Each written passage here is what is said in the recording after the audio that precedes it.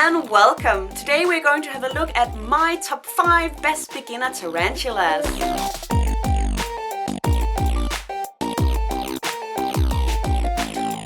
Tarantulas are quite fascinating, they really are, and if you're a bit scared of them, I can tell you a secret is that I used to be that as well. So I can totally understand how you feel. But when you get over that fear of tarantulas or of spiders in general, you will get to see how amazing and peculiar these creatures really are. Today we're going to have a look at my top 5 favorite beginner tarantulas.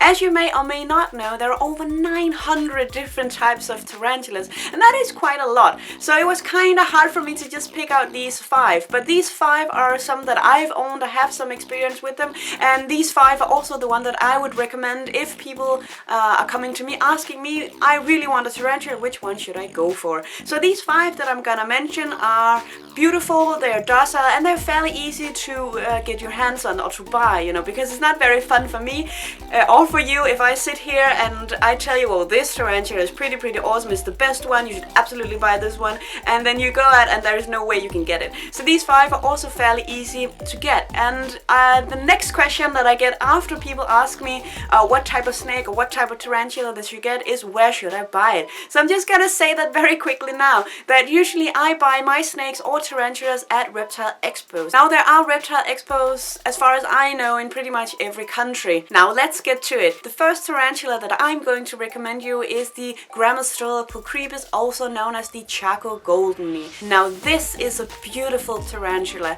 It has these very distinctive yellow markings on it, and it looks almost like it's been sprinkled with a little bit of gold too. They are one of my top favorites, and I absolutely adore this species of tarantula. They do grow to be quite big, so if you are looking for a tarantula with some size, I can definitely recommend this one for you. They are quite docile, which means that they will also allow for handling if necessary. But I have to say that keep the handling to a minimum if at all. The next tarantula I want to recommend to you is the Lacidora parahybana. If you thought the other spider was pretty cool, especially because of the size, then you're really going to enjoy this tarantula. This is also known as the salmon pink bird eater, and for a very good reason. Now this species does get really big. If you are into your tarantulas having some size, but you're not much into them being aggressive like the Goliath bird eater might be, then this one is definitely something for you. The Lacidora parahybana does grow very quickly, which means that in no time you will basically have a very big tarantula. Over the last year, my female Lacidora parahybana has molted 3 times. Now that is more than 3 times than my Brachypelma Hamari has molted. So this one grows pretty fast and pretty big. And it's also in general very docile, and the best thing of all is that this spider in general do really like to be out. Like, it doesn't hide as much as some of my other tarantulas. So if you want a big beautiful tarantula that you actually get to see in the terrarium, then this one is definitely one for you. Number 3 on my list is the Brachypelma Hamari. It was formerly known as the Brachypelma smithy, but it changed the name, just so we know that we are talking about the same tarantula. Now this is a very classic tarantula. It's often the one that you will see in movies, when you're looking on the internet just for general information of tarantulas, in books, in papers, all that kind of stuff. This is a tarantula that's very well known to practically everyone, and for a very good reason. These reddish orange colors are extremely beautiful, and if you put that in contrast to a beautiful setup with lots of green plants and stuff, it will look just amazing. This tarantula grows fairly slow, which means that if you want a tarantula but you're not that into getting a big one very quickly, then this one might be one for you. They are pretty docile and easygoing, and definitely a beautiful tarantula to have in your home.